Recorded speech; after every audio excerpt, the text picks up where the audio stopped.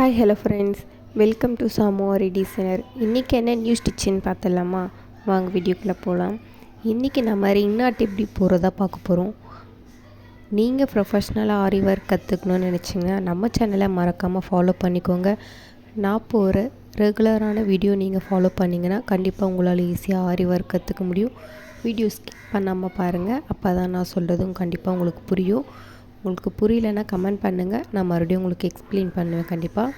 இப்போ பாருங்கள் எப்படி போகிறதுன்னு பார்க்கலாம். நான் நார்மல் சில்க் த்ரெட்டை 5 ஸ்டாண்ட்ஸ் கிட்டே எடுத்திருக்கேன். ஸோ அது நீடலில் போடும்போது அது 10 லேயர் கிட்டே வந்துடும்.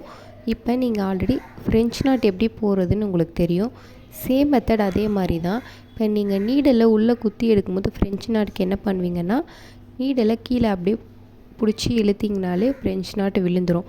பட் ரிங் நாட்டுக்கு என்ன பண்ணணுன்னா, நீங்கள் நீடலை ஒரு ரொட்டேட் பண்ணிவிட்டு உள்ளே கொடுக்கும்போது மேலே ரிங் மாதிரி ஒரு ரவுண்டாக ஒரு ஃபார்ம் ஆகும் த்ரெட்டு. அந்த த்ரெட்டை நீங்கள் பிடிச்சிட்டு கீழே இழுத்திங்கன்னா ரிங் நாட்டு விழுந்துடும். இப்போ பாருங்கள், நான் மறுபடியும் போடுறேன். இப்போ நான் நீடலை உள்ளே கொடுக்குறேன். பாருங்கள், நீடல் உள்ளே குத்தி எடுக்கிறேன். இப்போ நான் இதை என்ன பண்ணுறேன்னா, மேலே நான் பிடிச்சிருக்கேன் பார்த்தீங்களா, அந்த த்ரெட்டை நீங்கள் டைட்டாக பிடிச்சிக்கணும். நீங்கள் லூஸாக போட்டிங்கன்னா த்ரெட்டு பிரிஞ்சு வரும். நெக்ஸ்ட்டு சிக்காயிட நூல். ஸோ ஒரு ரொட்டேட் பண்ணிவிட்டு நம்ம எங்கே எடுத்தோமோ அது பக்கத்துலேயே நான் நீடலில் உள்ளே குத்துறேன். குத்தும் போது அங்கே பாருங்கள், இங்கே ஒரு ரவுண்டாக ஒரு ஃபார்ம் ஆகுதா ரிங் மாதிரி. இதை தான் நம்ம என்ன பண்ணணும்னா, லெஃப்ட் ஹேண்டில் நீங்கள் அந்த ரவுண்டை டைட்டாக பிடிச்சிக்கணும். பிடிச்சிட்டு ரைட் ஹேண்டில் நீங்கள் நீடலை பிடிச்சி இழுப்பீங்க. ஸோ அப்போ இழுக்கும் போது என்ன பண்ணணும்னா, நீங்கள் லெஃப்ட் ஹேண்டில் பிடிச்சிருக்கதையும் டைட்டாக பிடிச்சிட்டு ரைட் ஹேண்டில் இழுக்கிறத கொஞ்சம் பொறுமையாக இழுக்கணும். ஏன்னா த்ரெட்டு சிக்காயிடுச்சுன்னா கரெக்டான ஷேப்பில் வராது. இப்போ பாருங்கள், நான் இழுத்துருக்கேன். ஸோ இந்த மாதிரி வரணும். இப்போ நான் போட்டிருக்க அந்த ரவுண்ட் ஷேப் பாருங்கள், ஒரே ஈக்குவலாக இருக்குது.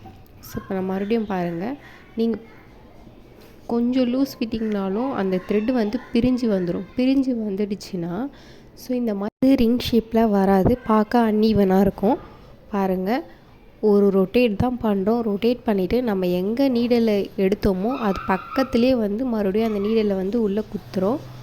ஸோ உள்ளே குத்தி எடுக்கும் போது மேலே ரவுண்டாக ரிங் மாதிரி ஒரு ஃபார்ம் ஆகும். அதை நீங்கள் டைட்டாக பிடிச்சிட்டு கீழே நீடலை பிடிச்சி பொறுமையாக இழுக்கணும். ஸோ இந்த மாதிரி தான் ரிங் நாட் போடணும். ஃப்ரெஞ்ச் நாட்டுக்கும் இதுக்கும் சின்ன டிஃப்ரெண்ட் தான். நம்ம ஃப்ரெஞ்ச் நாட்டுக்கு இந்த மாதிரி லெஃப்ட் ஹேண்டில் நம்ம பிடிக்க மாட்டோம். த்ரெட்டு பொறுமையாக இழுத்தோனாலே ஃப்ரெஞ்ச் நாட் விழுந்துடும். பட் ரிங் நாட்டுக்கு நீங்கள் லெஃப்ட் ஹேண்டில் அந்த ரவுண்டாக ஃபார்ம் ஆகிற ரிங் மாதிரி இருக்க த்ரெட்டை நீங்கள் கையில் பிடிச்சிட்டு நீங்கள் பொறுமையாக இழுத்திங்கன்னா தான் ரிங் நாட் வேணும்.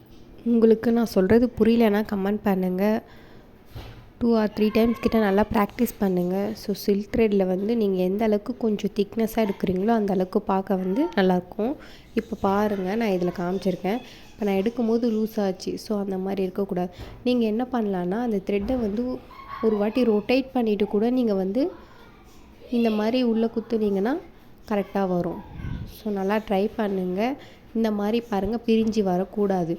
ஸோ நீங்கள் போடுறத கரெக்டாக அந்த த்ரெட்டை நீங்கள் டைட்டாக பிடிச்சிட்டு நீங்கள் போட்டிங்கன்னா தான் அந்த த்ரெட்டு பிரிஞ்சு வராது.